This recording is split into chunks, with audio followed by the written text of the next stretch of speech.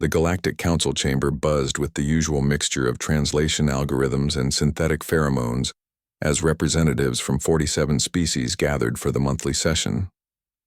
Ambassador Zekthara of the Hegemony lounged in his crystalline pod, mandibles clicking with amusement as he watched the smaller species scurry about their business. The humans had been silent for the past 3 cycles, which suited him perfectly. Captain Sarah Chen sat rigid in the human delegation's corner, her weathered face betraying nothing as she listened to the proceedings through her neural implant. Beside her, Dr. Marcus Webb fidgeted with a small data crystal, his normally steady surgeon's hands trembling slightly. The crystal contained something that would shatter the carefully constructed order of galactic civilization, but getting anyone to watch it was proving impossible. "The motion to discuss mining rights in the Kepler sector is hereby opened," announced Prime Coordinator Veltash, her insectoid features impassive behind the ceremonial mask. "The Hegemony has submitted a formal claim to all uninhabited systems within a 50 light-year radius of their core worlds." Chen's jaw tightened. 50 light-years would encompass 12 human colonies, worlds where millions of people had lived for generations. The colonies that no longer existed according to official records. The colonies that had been systematically erased from all databases 3 months ago. "I object to this motion," Chen said, rising from her seat. Her voice carried clearly through the chamber's acoustics, but the translator seemed to develop a convenient malfunction. Several delegates looked around in confusion, their audio feeds apparently experiencing technical difficulties. Zekthara's mandibles clicked faster, a sound that might have been laughter. "I believe there was some interference in the translation matrix. Perhaps we should proceed with the vote." Dr. Webb stood beside Chen, holding up the data crystal. "We have evidence that challenges the Hegemony's claim. These systems are not uninhabited. We have footage from the Kepler 442 system taken just 2 weeks ago." The chamber's lighting flickered, and suddenly Webb's voice was nothing but static through the speakers. The environmental systems began humming louder, drowning out any attempt at communication from the human delegation. It was subtle, professional, and absolutely deliberate. "Technical difficulties seem to be affecting our colleagues from Earth," Veltash observed with practiced neutrality. "Perhaps they should submit their concerns through proper channels after the session." Chen watched the vote proceed with growing fury. 46 votes in favor, 0 against, 1 abstention from a species that had apparently fallen asleep during the proceedings. No record that the human delegation had even been present. No record that they had tried to speak.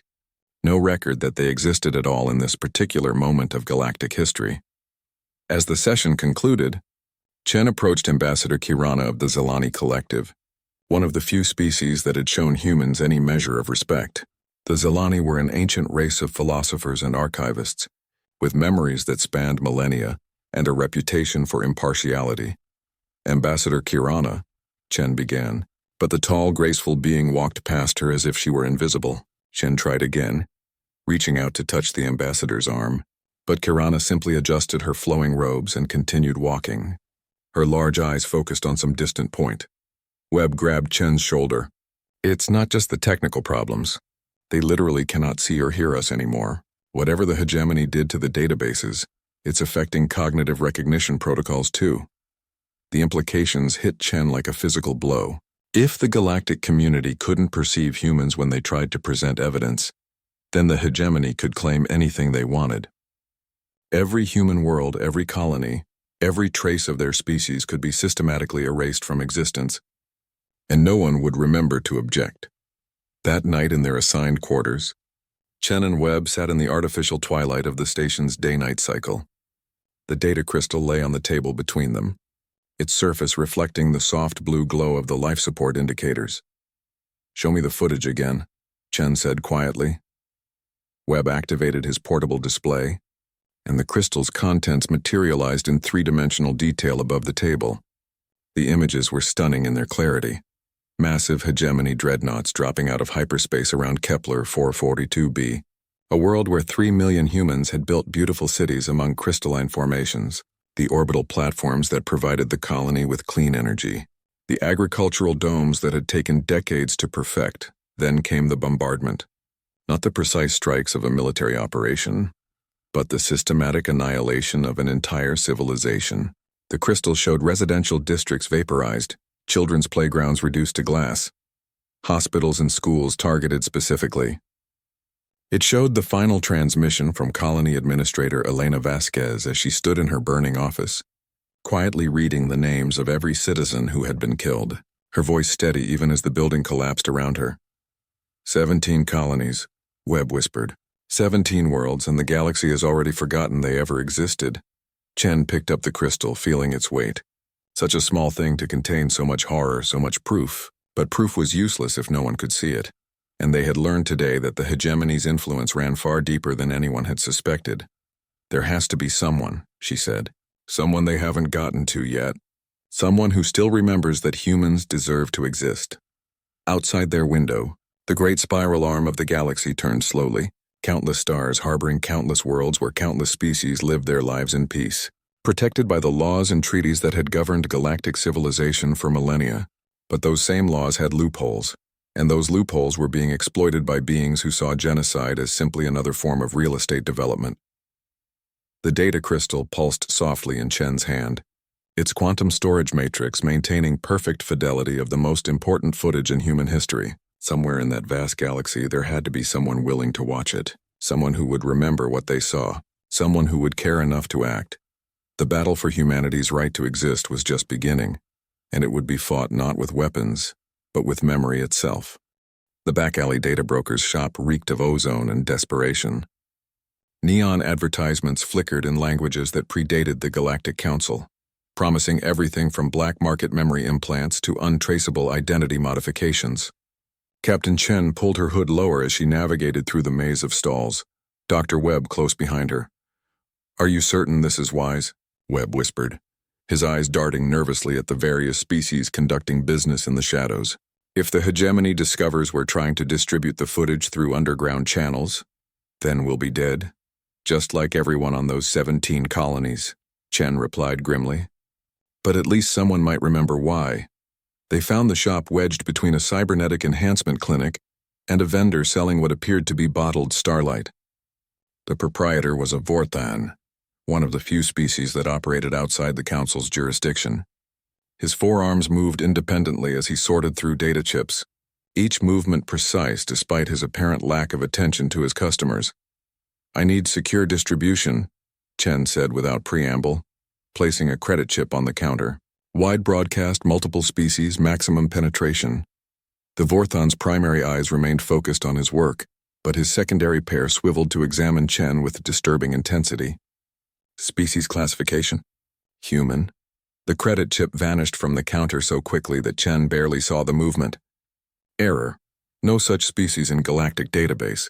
Please provide valid identification." Webb stepped forward, frustration evident in his voice. "We're standing right here. You can see us." "You're talking to us, most certainly. Two beings of unknown origin seeking data distribution services. Standard rate applies." The Vorthan's tone remained professional, but there was something unsettling about his complete inability to process their species' identity. Chen realized with growing horror that the cognitive block wasn't limited to council representatives. Whatever the hegemony had done was affecting record-keeping systems across the galaxy. Beings could interact with humans directly, but their minds couldn't retain the concept of human identity for more than a few seconds at a time. "Fine," she said, producing the data crystal. "I need this distributed to every major news network, every independent journalist, every archive that will take it." The Vorthan accepted the crystal, plugging it into a scanning device that immediately began analyzing its contents. His expression shifted from professional disinterest to sharp attention as the footage played across his multiple screens. "This is significant," he murmured, all four hands now focused on the scanner. "Systematic species elimination. Habitat destruction on this scale." He paused, his secondary eyes focusing on Chen again. "You were present during these events?" "Our people were the targets." For a moment, something like recognition flickered in the Vorthan's gaze. "I see. This explains the database anomalies I've been encountering. Records that reference a species that no longer appears to exist in any official documentation." Hope flared in Chen's chest. "You've noticed the deletions?" "I notice everything in my line of work. Ghost entries, orphaned data fragments, cultural references without context. Someone has been very busy sanitizing galactic records. The Vorthon's mandibles clicked thoughtfully. This footage you've brought me, it's from the missing species, isn't it? We call ourselves humans. The words seemed to slide off the Vorthon's consciousness like water off glass, but he nodded anyway. I will distribute this through every channel I have access to. However, I must warn you that standard broadcast methods may prove ineffective. If the cognitive barriers are as extensive as they appear, most beings will be unable to process the information even if they receive it. Webb leaned forward eagerly. What would you suggest? Subliminal integration. Embedding the footage within other content that beings are already predisposed to watch. Entertainment broadcasts, educational materials, historical documentaries. The conscious mind may reject the information, but the subconscious retains everything. Chen felt a chill run down her spine. You're talking about psychological warfare. I'm talking about survival, the Vorthon corrected. Your species has been subjected to the most sophisticated form of genocide I've ever encountered. Not just physical destruction, but conceptual erasure. They're not just killing your people. They're making it impossible for anyone to remember you ever existed. The gravity of their situation settled over them like a suffocating blanket. This wasn't just about seeking justice for the destroyed colonies. This was about preventing the complete elimination of humanity from galactic consciousness. How long will the distribution take? Chen asked. Standard channels, 48 hours. Subliminal integration will require approximately 1 galactic standard week. However, I recommend a multi-phase approach. The Vorthon's fingers danced across his control interface, bringing up a complex distribution matrix. Phase 1 targets species with naturally resistant cognitive patterns. The Kithera have excellent pattern recognition that might overcome the blocks. The Epsilon Collective maintains isolated data cores that could preserve the information, even if their organic components are affected. Webb studied the display intently. What about the old archives? The pre-council civilizations that maintain historical records independently. Excellent thinking. The Eternal Library of Zephyria operates on quantum storage matrices that predate modern database protocols. If the cognitive interference is technologically based, their systems might be immune. The Vorthon paused, his expression growing serious. However, accessing those archives will require personal delivery. They don't accept remote transmissions. Chen felt the weight of responsibility settling on her shoulders. Then we go to Zephyria. Impossible. Zephyria is located in hegemony-controlled space. The moment you enter their territory, your ship's signature will be detected, and you'll be vaporized before you can transmit a distress signal. Not if they can't remember we exist, Webb said quietly. The same cognitive blocks that prevent recognition might work in our favor. If their patrol ships can't process our species' identity, they might not perceive us as a threat. The Vorthon's secondary eyes widened with what might have been admiration. Audacious. Dangerous beyond measure, but audacious. You would be relying entirely on the assumption that their defensive protocols are subject to the same cognitive interference. Chen looked at the data crystal, now safely stored in the Vorthon's distribution system. Copies would soon be spreading across the galaxy. But would anyone be able to understand what they were seeing? Would anyone care enough to act? If we do nothing, humanity dies, she said simply. If we try and fail, humanity dies. But if we try and succeed, then perhaps the galaxy will remember that some species are worth preserving. The Vorthon finished. I will begin distribution immediately. May fortune favor your impossible mission.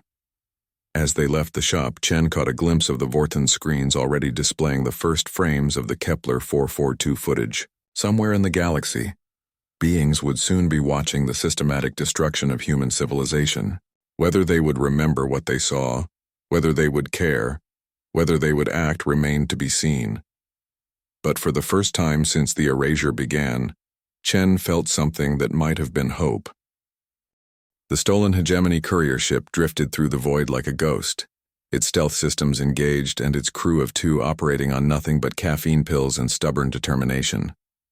Chen sat in the pilot's seat, her hands steady on controls that felt alien beneath her fingers, while Webb monitored the passive sensors from the co-pilot's position. Zephyria orbital approach in 6 hours, Webb reported, his voice tight with exhaustion. Still no response from hegemony patrol vessels. Either our theory about the cognitive blocks is correct, or we're flying into the most elaborate trap in galactic history. Chen adjusted their trajectory slightly.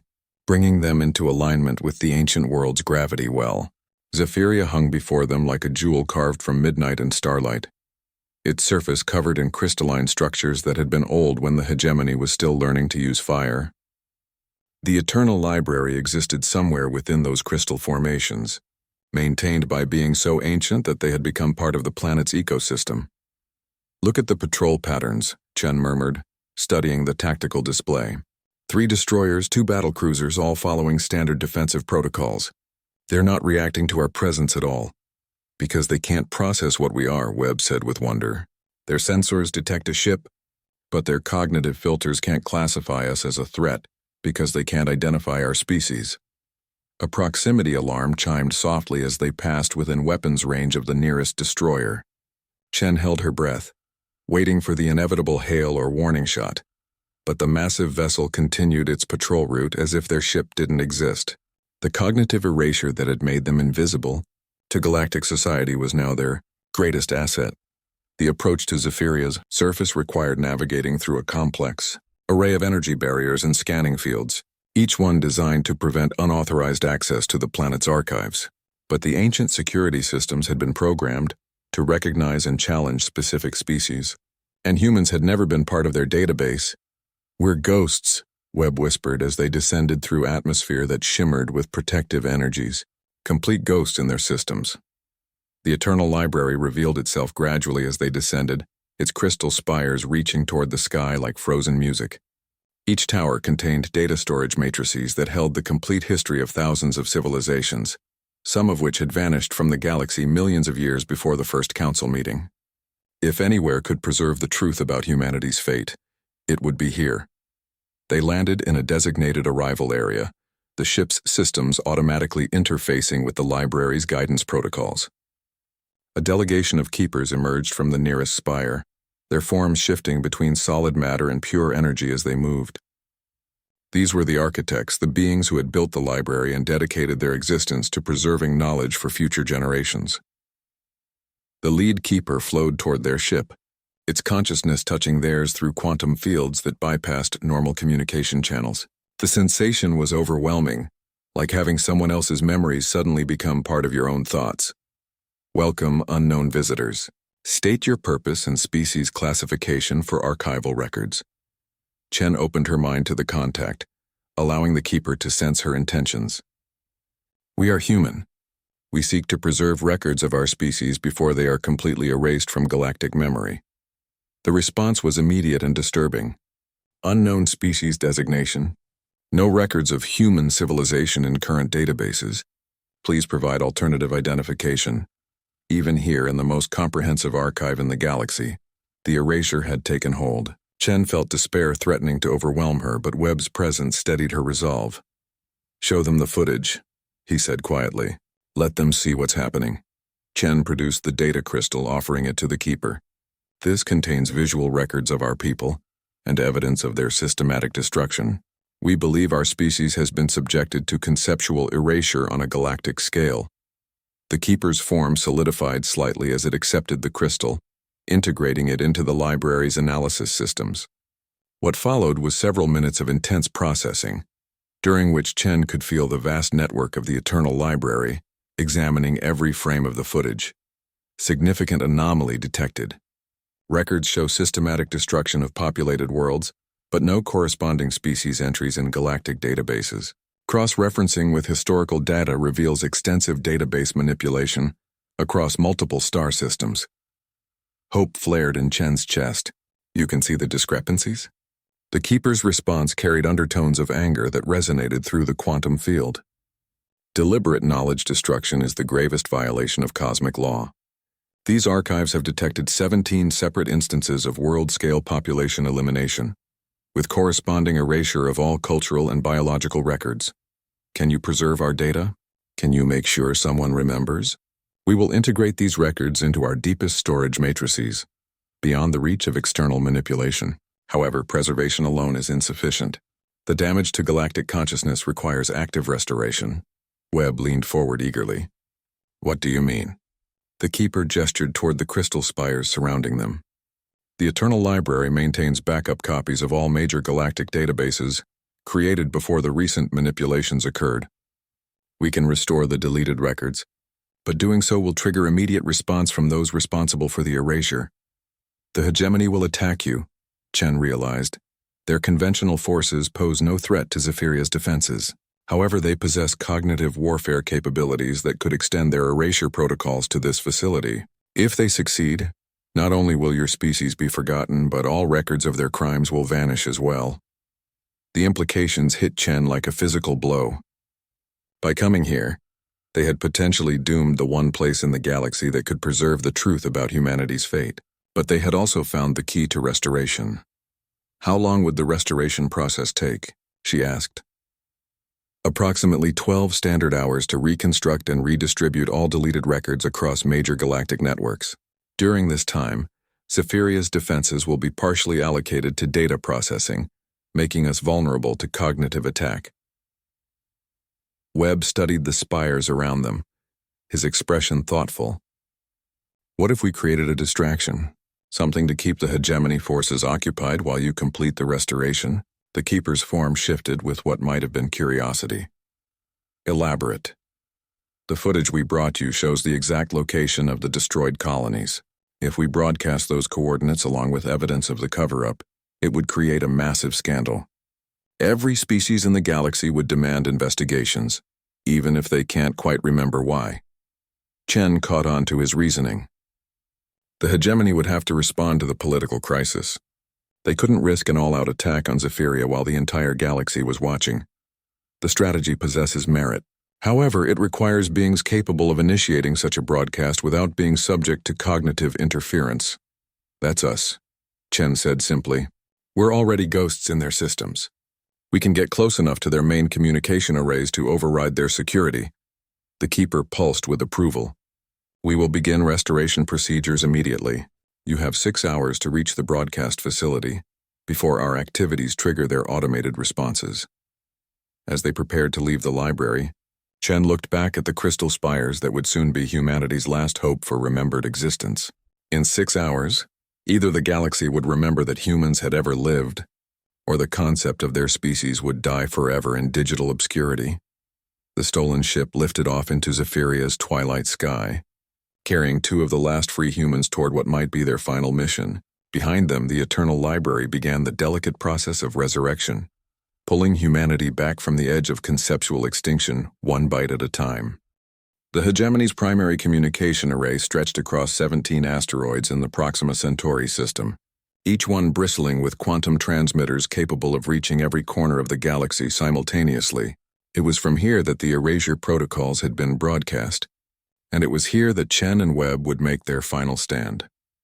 Security perimeter consists of automated defense platforms and 3 patrol squadrons, Webb reported, studying the tactical display as their stolen ship approached the outer marker buoys. Signal encryption is extensive. They're not taking any chances with their communication security.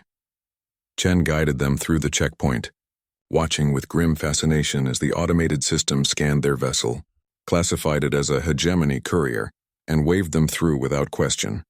The cognitive blocks were so complete that even their own security couldn't recognize the threat they represented. Docking Bay 7 is requesting our authorization codes, Webb said, his fingers dancing over the console as he accessed the stolen ship's memory banks. I've got the proper responses here, but once we dock, we'll have maybe 10 minutes before someone notices we're not supposed to be here. The docking procedure went smoothly, their ship settling into the designated bay among dozens of other courier vessels. As they prepared to disembark, Chen activated the ship's emergency beacon, programming it to broadcast their complete story to the Eternal Library in the event of their capture or death. Insurance policy, she explained to Webb's questioning look. If we don't make it back, at least someone will know we tried. The corridors of the communication array were sterile and efficient, designed for function rather than comfort. Hegemony personnel moved through the passages with purpose, their crystalline exoskeletons clicking against the metal flooring. None of them paid any attention to the 2 humans walking among them. Even when Chen and Webb had to step aside to let them pass, "It's like being invisible," Webb murmured as they navigated toward the central control chamber. "They know we're here on some level, but their minds can't process what we are." They encountered their first real challenge at the security checkpoint leading to the broadcast center. The scanner required biometric identification, and their stolen authorization codes wouldn't be sufficient. But as Webb approached the scanner, something unexpected happened. The device hummed to life, performed what appeared to be a complete scan, and then simply opened the door. The security system had detected a living being, but couldn't classify it as belonging to any known species, so it defaulted to granting access rather than risk denying entry to an unrecognized hegemony ally. The erasure protocols are working too well, Chen realized. They've made themselves blind to us. The central control chamber was a cathedral of technology, its walls lined with quantum processing cores that managed communication traffic for half the galaxy. Dozens of technicians worked at control stations, monitoring data flows and maintaining the complex systems that kept interstellar civilization connected. Chen and Webb moved carefully through the chamber, studying the control interfaces while staying clear of the busy technicians. The master override controls were located at the far end of the room, protected by additional security measures and operated only by senior staff. There, Webb pointed to a raised platform where a single hegemony officer supervised the primary communication array. If we can access that terminal, we can override every channel in the network simultaneously. The officer was a massive creature even by hegemony standards, his exoskeleton marked with the intricate patterns that indicated high rank. He worked with methodical precision, reviewing transmission logs and adjusting broadcast parameters with practiced efficiency. Chen approached the platform slowly, studying the officer's routine. Every few minutes, he would leave his station to check on other systems, providing a brief window of opportunity. But accessing the controls would require more than just physical proximity. They needed his biometric authorization. We need a distraction, she whispered to Webb. Something that will draw everyone's attention away from this section. Webb nodded and moved toward one of the peripheral control stations. Chen watched as he began accessing diagnostic routines, making subtle changes to system parameters that would cascade into increasingly serious problems. It was elegant work, the kind of technological sabotage that would take hours to trace back to its source. The first sign of trouble was a warning light that began flashing on the main display. Then another and another, as Webb's modifications triggered a series of minor system failures that appeared to be random equipment, malfunctions, engineering. Teams to sections 12 through 18, the supervising officer announced, his translated voice carrying clearly through the chamber. We have multiple component failures requiring immediate attention. As technicians rushed to respond to the apparent crisis, the officer left his station to coordinate the repair efforts. Chen slipped onto the platform and placed her hand on the biometric scanner, hoping that the same cognitive blocks that made them invisible would prevent the system from rejecting her authorization. The scanner hummed, analyzed her palm print and genetic signature, found no matching records in its database, and defaulted to emergency protocol, granting access to prevent system lockdown during a crisis. The master controls came online under her touch, revealing the staggering scope of the hegemony's communication network. Every major news outlet, every government database, every educational institution in the galaxy was connected to this facility. With the right commands, she could reach every sapient being in known space simultaneously. Chen began uploading the footage from Kepler 442, along with the complete documentation of the 17 destroyed colonies. The files were massive, requiring several minutes to transfer into the broadcast queue. Around her, the manufactured crisis continued to escalate, as Webb's sabotage created increasingly serious system problems. Upload complete, she whispered, her hands moving to the transmission controls. Broadcasting to all channels in 10 seconds. The chamber suddenly went silent as every technician stopped what they were doing and turned toward the main display. The footage from Kepler 442 began playing across every screen in the facility, showing the systematic destruction of human civilization in devastating detail. For a moment, the hegemony personnel simply stared at the images, their minds struggling to process what they were seeing. Then the cognitive blocks began to reassert themselves, and confusion replaced shock on their alien features. System intrusion detected, announced the automated security system. Unauthorized broadcast in progress. Initiating emergency shutdown, but it was too late. The transmission had already propagated through the quantum relay network, reaching every corner of galactic civilization within seconds. Across thousands of worlds, beings were watching the evidence of genocide that had been hidden from their memory. The supervising officer turned toward Chen with dawning recognition, his massive form moving with surprising speed. "Intruders! Security to the control chamber immediately!" Chen stepped back from the controls, her mission complete. Around her, alarms began sounding as the facility's security systems finally registered the presence of unauthorized personnel. But the damage was done. The truth was spreading faster than they could contain it. Webb appeared at her side, breathing heavily from his run across the chamber. "Time to go?" "Past time," Chen agreed as armed security forces began pouring into the chamber. They ran for the exit as energy weapons discharged behind them, the distinctive whine of hegemony pulse rifles filling the air. The corridor ahead was clear, but Chen could hear pursuit forming up behind them. Their invisible advantage was gone. The broadcast had broken whatever psychological barriers had protected them. As they reached their ship, Chen caught a glimpse of the communication array's main display, showing incoming transmissions from across the galaxy. News networks, government officials, and independent observers were all demanding explanations for the footage they had just witnessed. The hegemony's perfect crime was falling apart in real time. Their stolen courier ship lifted off amid a storm of defensive fire, its stolen authorization codes no longer providing protection from increasingly accurate targeting systems. But they had accomplished their goal. The galaxy was remembering, and no amount of force could erase what had already been seen. The emergency session of the Galactic Council convened in chaos. Representatives from 47 species filled the chamber with overlapping translations, angry demands, and confused protests as they struggled to process the footage that had dominated every news feed for the past 18 hours. The carefully maintained order of galactic civilization was cracking under the weight of recovered memory.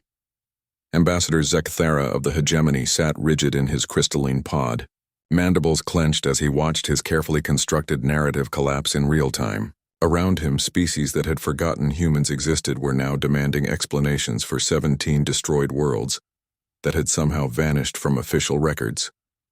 "Order. I demand order in this chamber." Prime Coordinator Veltash struck her ceremonial staff against the podium, but the sound was lost in the cacophony of outraged voices. Captain Chen and Dr. Webb sat in the human delegation section, no longer invisible but not yet fully recognized.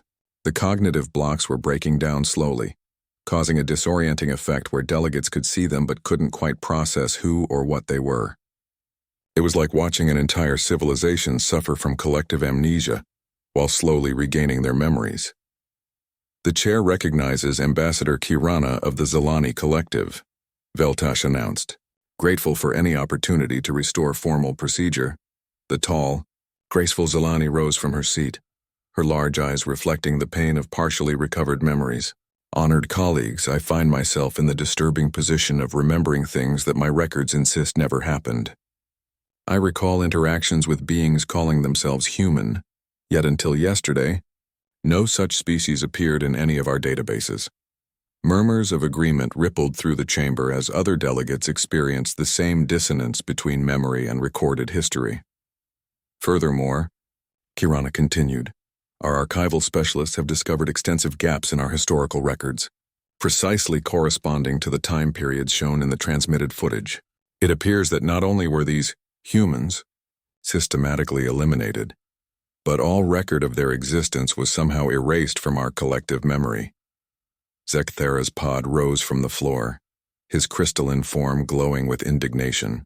"Honored delegates, what we are witnessing is a sophisticated psychological warfare campaign designed to destabilize galactic civilization.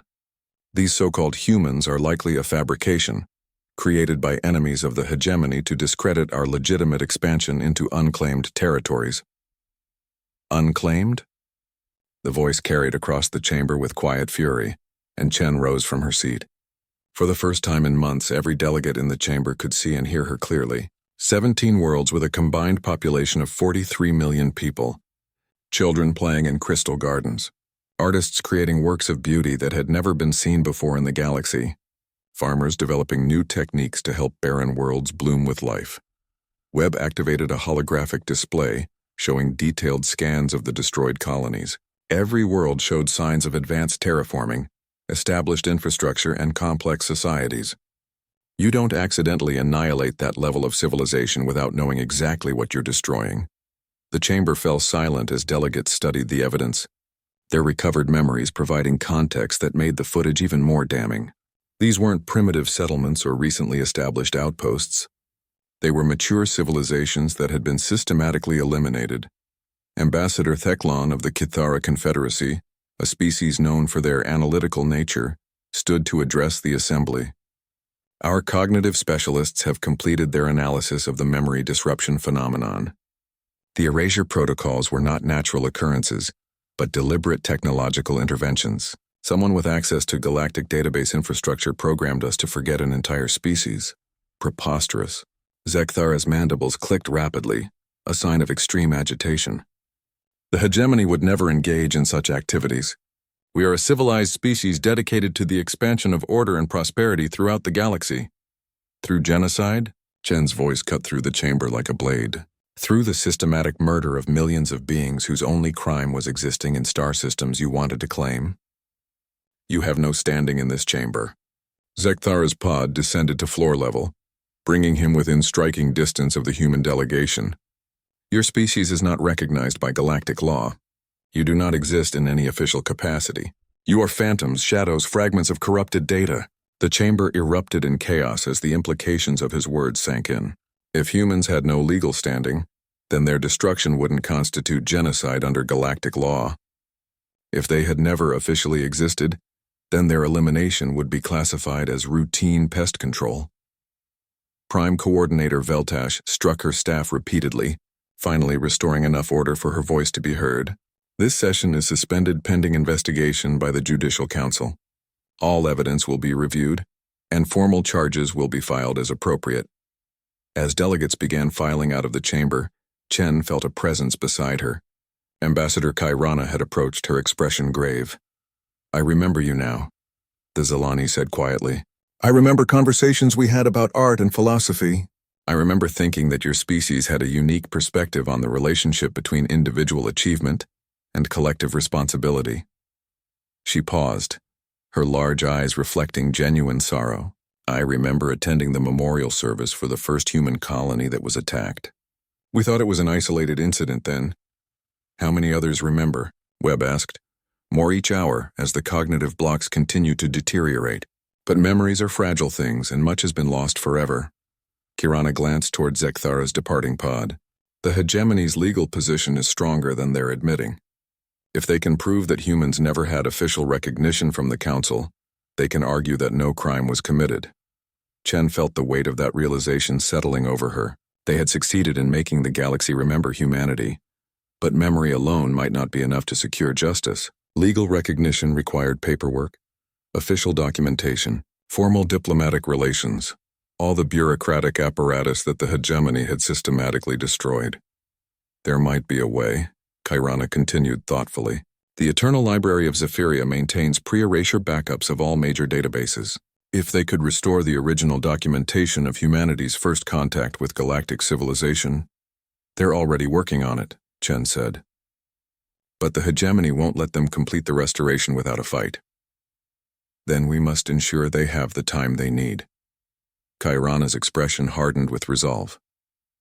"The Zilani Collective hereby offers sanctuary to any surviving humans and pledges our full support for the restoration process. Other species will follow our lead once they fully remember what was taken from them." As they left the council chamber, Chen caught sight of news broadcasts playing on screens throughout the station. The footage from Kepler 442 was being analyzed, discussed, and debated on every channel.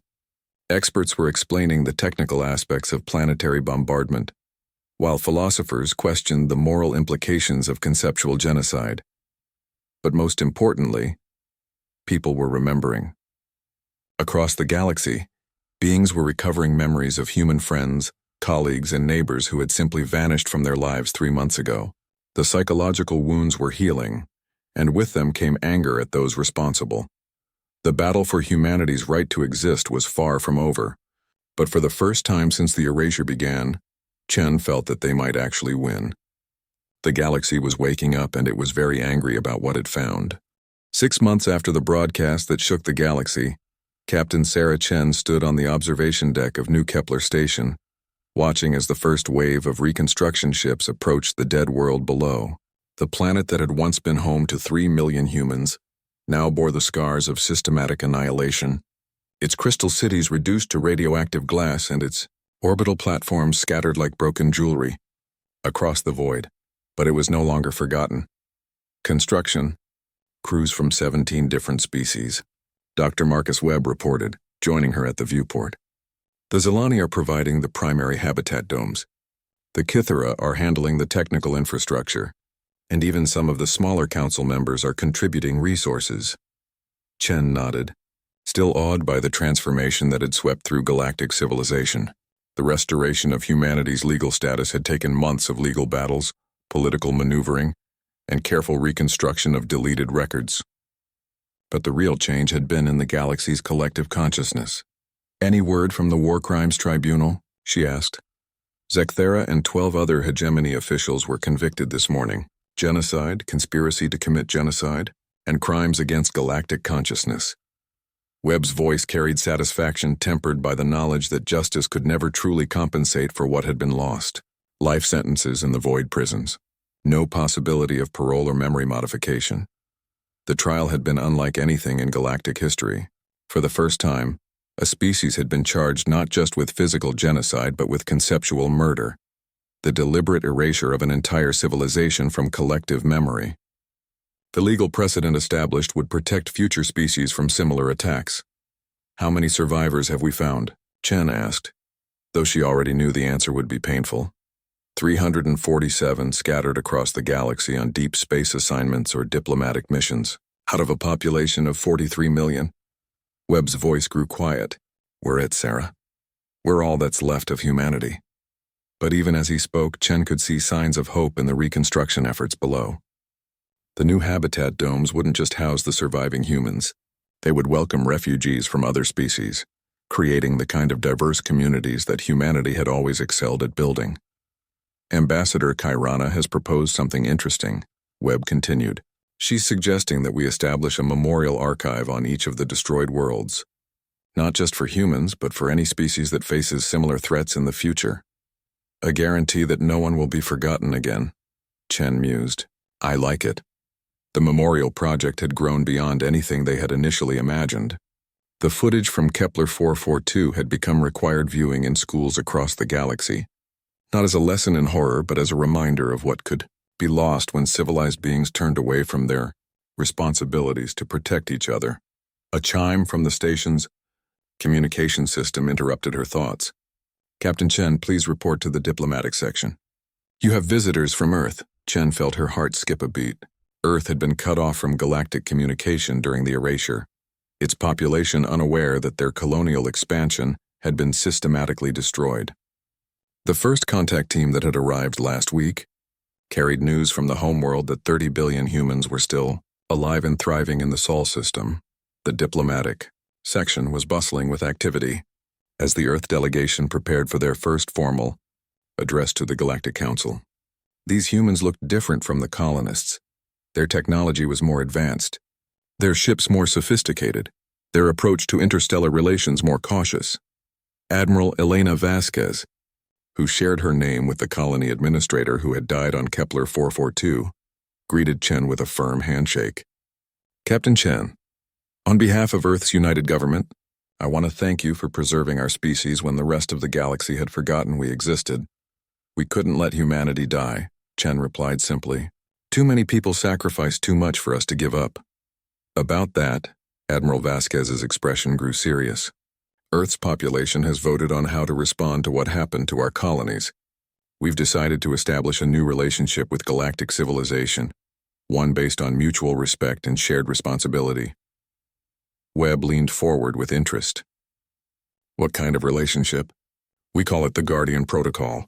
Any species that faces existential threats will find sanctuary in human space until the danger passes.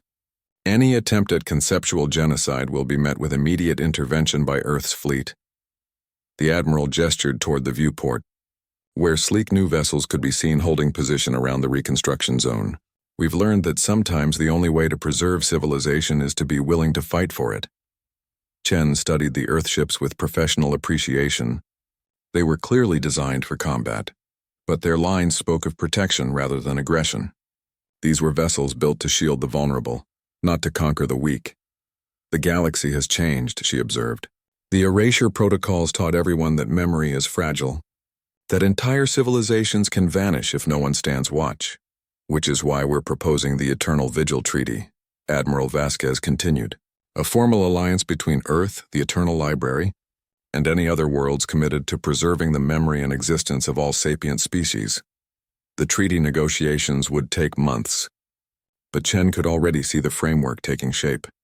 Humanity had returned to galactic civilization not as victims but as guardians, their near extinction having taught them the true value of diversity and the importance of protecting it. As the day shift ended and Kepler's sun set behind the planet's wounded horizon, Chen made her way to the memorial section of the station. Here, holographic displays showed images from each of the 17 destroyed colonies. Not the footage of their destruction, but records of their life and growth and achievement. Children playing in alien gardens, artists creating sculptures from crystallized starlight, farmers developing new techniques to make barren worlds bloom with life, all of it preserved now in quantum storage matrices that no amount of technological interference could erase. They won't be forgotten, she said quietly to the empty corridor. None of them will be forgotten. Behind her, she could hear the sounds of the reconstruction effort continuing through the night shift. Tomorrow would bring new challenges, new negotiations, new attempts to build something better from the ashes of what had been lost. But tonight, humanity was no longer alone in the darkness. Tonight, the galaxy remembered and it stood watch together.